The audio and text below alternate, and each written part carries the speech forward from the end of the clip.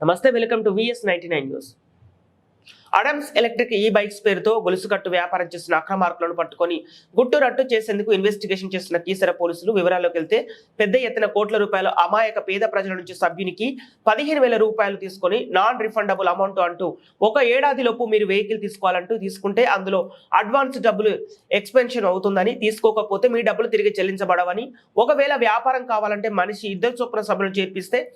జతకు 3,000 రూపాయల చొప్పున వ్యాపారం చేసుకొని కొన్ని లక్షల రూపాయలు సంపాదించుకోవచ్చని నిరుద్యోగ యువకులకు ఆశ చూపి ఈ గొలుసుకట్టు వ్యాపారం ఇలా ఒకరి నుంచి ఒకరు పిరమిడ్ మాదిరిగా వసూలు చేసి ఇప్పటికే ఈ సంస్థ కొన్ని కోట్ల రూపాయలు వసూలు చేసి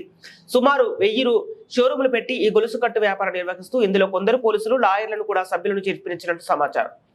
అయితే SOT పోలీసులకు వచ్చిన విశ్వసనీయ సమాచారం మేరకు సమాచారం తెలుసుకున్న మల్కాజ్గిరి SOT ఇన్స్పెక్టర్ జానయ్య సుమారు 10 మంది సిబ్బందితో రైడ్ చేసి ఆ గొలుసుకట్టు వ్యాపారం సుమారు 100 మంది యువకులతో ఏర్పాటు చేసిన సమావేశానికి వెళ్లి ఆ వ్యాపారం గురించి ప్రజెంటేషన్ ఇస్తున్న లీడర్లను అదుపులోకి తీసుకుని కీసర పోలీసులకు అప్పగించిన వైనం.